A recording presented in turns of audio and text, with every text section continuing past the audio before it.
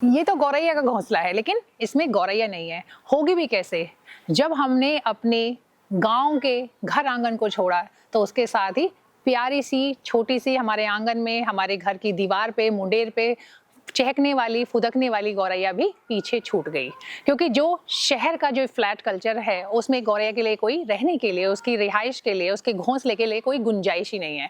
और अगर हम कोशिश भी करें कि किसी तरीके से, कुछ लोग हैं जो इस मिशन में लगे हुए हैं कि वो किसी तरीके से गौरैया वापस हमारी जिंदगी में लौटे, उसके लिए इस तरह के घोंसले तैयार कर रहे हैं, तो हमें लगता है कि ये फिजूल हमारे घर को आके गंदा करेगी। लेकिन ये सोच बिल्कुल गलत है, क्योंकि अगर हम कुदरत को बचाते हैं, अगर हम गौरैया को बचाते हैं, पेड़ पौधों को बचाते हैं, तभी हमारा जीवन भी आगे जाके मुमकिन है।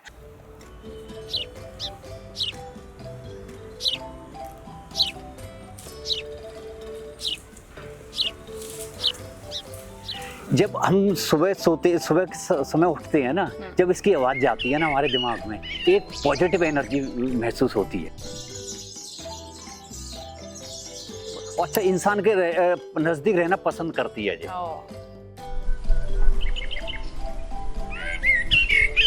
लोगों को बहुत लड़ाइयाँ हुई हैं मेरी। मैं 1 kg गाली डेली खाता हूँ नेचर के लिए। पानी लोग जो बर्बाद करते हैं ना, समझ ले करके लड़ता हूँ मैं उनसे। और वो कहते हैं कि समुद्र से आ रहा है तुम्हारा क्या, लोग कहते हैं समुद्र से आ रहा है डायरेक्ट, तुम्हारा क्या फर्क पड़ रहा है। प्लीज एक घोंसला अवश्य लगाएं। और सारे दिन मैं लोगों को इसके बारे में, नेचर के बारे में उन्हें समझाता हूँ। इसके बारे में नदी, पानी, हवा, सूर्य, सबके बारे में, इसी बारे में मैं समझाता हूँ कि अपनी नेचर को बचा लो।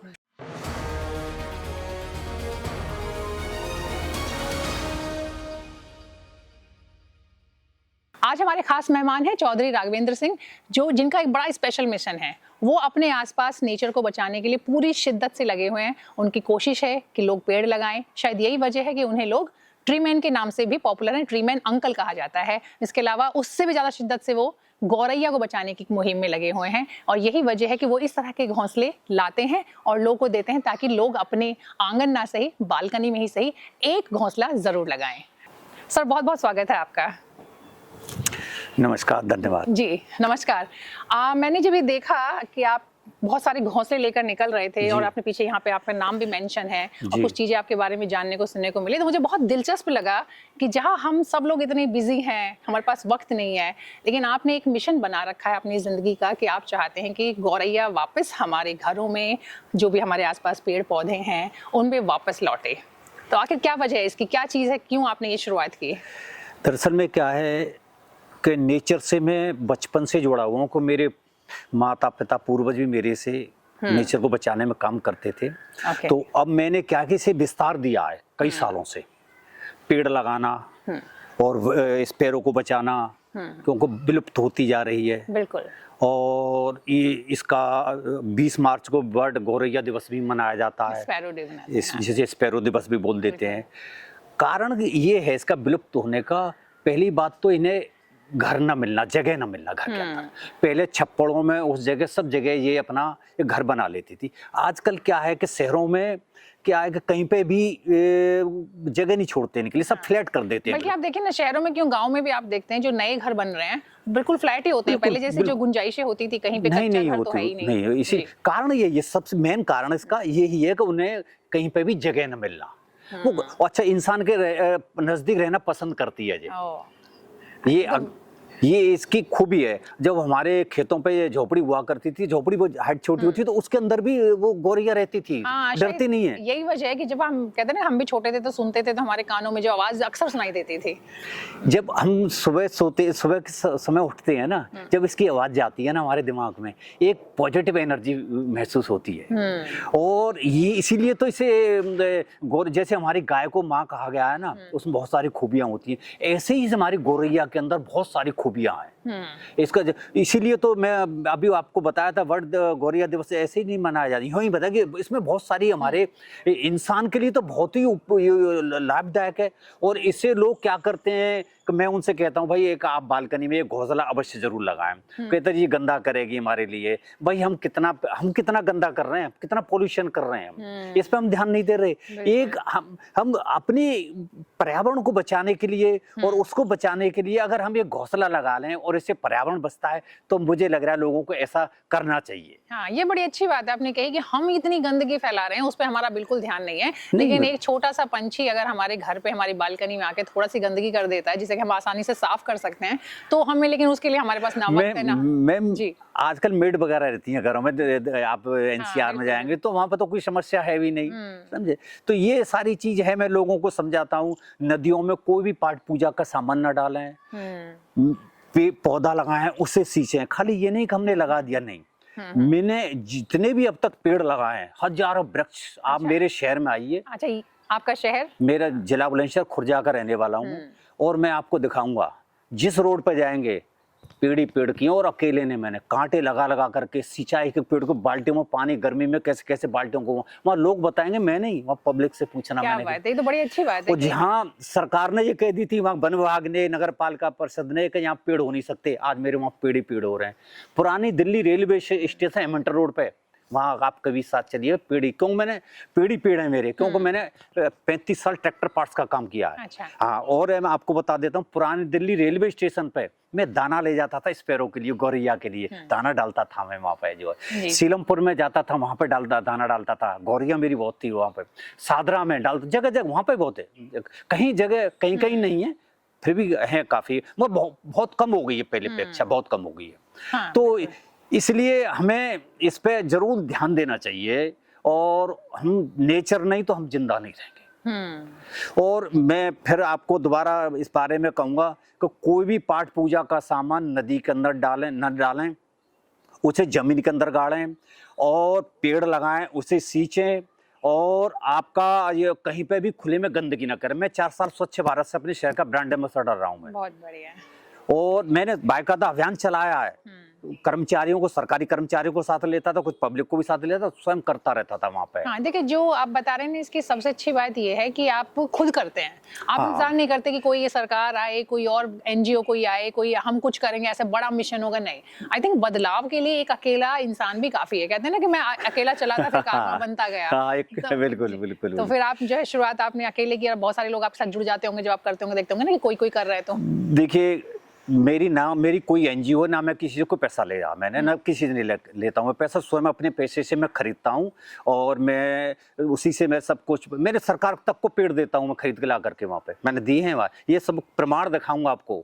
अच्छा। ऐसे नहीं, तो ये सारी चीजें मैं स्वयं कर रहा हूँ। लोगों को नहीं, इच्छा शक्ति नहीं है, मैं लोगों से कहता हूँ थोड़ी देर तो आ जाएंगे, फिर कोई नहीं आता है, करता मैं अकेला ही हूँ। नहीं, चलिए, मैं तो मानती हूँ कि कहते हैं ना कि अकेला भी काफी है, कम से कम कोई तो कोशिश कर रहा है। हाँ। तो शायद यही वजह है कि जो पेड़ों के लिए, पेड़ों के प्रति आपका प्यार है, इसीलिए आपका नाम जो है वो ट्रीमैन के नाम से भी आपका। हाँ, ये सरकार ने दिया मुझे, डीएम साहब थे रमेंद्र कुमार, उन्होंने मुझे पेड़ वाले अंकल ही कहते थे। Very nice. तो उन्होंने मुझे ये नाम दिया। मैं यहाँ नोएडा में रह रहा हूँ अब, यहाँ पे तो लगा ली, मैं सवेरे ही निकल जाता हूँ, 5 बजे, सर्दी के मौसम में 5 बजे निकल जाता हूँ मैं, और मैं पेड़ों को, मुझे कांटे लगाना, ये आवारा पशु घूमते रहने से बचाना, किसको कोई ट्री गार्ड टेढ़ा उसे सीधा करना, जो भी हेल्प होती है मुझे दिख रही है, उसमें खाद पानी क्या देना है वो मैं करता हूँ। ये मेरी डेली की दिनचर्या है। पक्षियों को दाना डालना, स्पैरो, बहुत मेरी स्पैरो है यहाँ पे, बहुत स्पैरो मेरी जगह जगह जगह, उन्हें दाना डालता हूँ मैं उन्हें। ये बहुत अच्छी बात है कि आप जो खुद ही कोशिश कर रहे हैं, और आप कह रहे हैं कि आपको सिर्फ एक ही मिशन नहीं है कि भाई मुझे पेड़ ही नहीं लगाने हैं, मुझे जो है बाकी संपूर्ण नेचर को बचा रहा हूँ मैं, प्रकृति को सब। जैसे हमारी रसोई में हर चीज की आवश्यकता होती है ना, ऐसे हमें नेचर की हर चीज को बचाना होगा। जी। अच्छा, ये बताइए सर कि ये जो जिस तरह से ये घोंसला दिख रहा है जी, ये घोंसला जो है आप लोगों को सेल करते हैं? हाँ जी, हाँ तो जी। कितनी कॉस्ट पड़ती होगी इसकी? ये देखिए, ये मैं इन्हें नहीं बनाता, ये बाहर से आते हैं, हरियाणा में फरीदाबाद वगैरह वहाँ बनते हैं। तो ये करीब 70-80 रुपए, 90 रुपए तक का, कभी रेट कम बढ़ी रहे इसके रेट, 90 रुपए करीब पड़ता है। और मैं लोगों को 110 का, 100 का, इस हिसाब से मैं 120 का दे देता हूँ। हाँ, और इसी से मुझे जो पैसे बचते हैं, मैं इसी से पेड़ लाता हूँ खरीद करके, मैं अपना खर्चा, मैं किसी से पैसा नहीं लेता हूँ। और लोगों को बहुत मार्केट में महंगा मिल रहा है, तो लोग मेरे से कहते हैं हमें तो बहुत महंगा खरीदा था।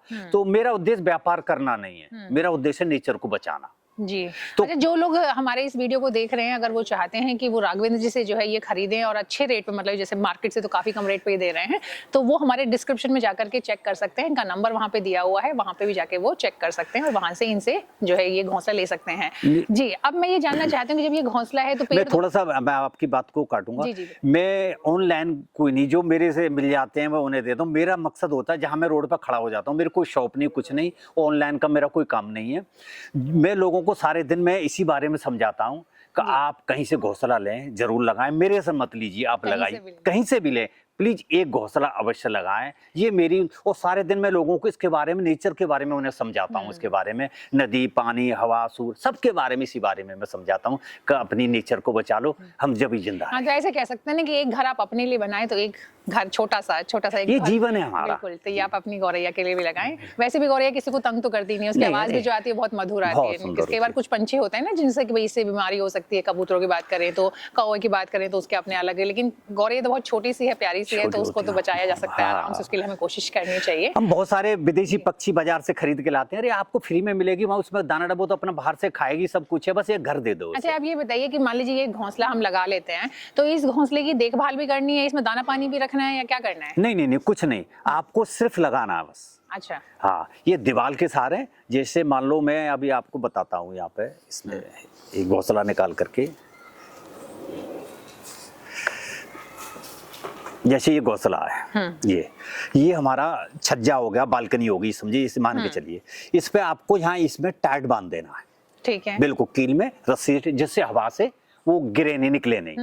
दाना पानी नहीं रखना है इसके अंदर बिल्कुल भी, क्योंकि उसे वो अपना कर लेती है बाहर। जो भी कुछ रखना है आप नीचे रख सकते हैं, पर इसमें नहीं रखना है। इसके बाद क्या करना है, इतनी दूरी पे आप करीब 15 इंच की गैप पे इतनी बड़ी कील और लगा देना।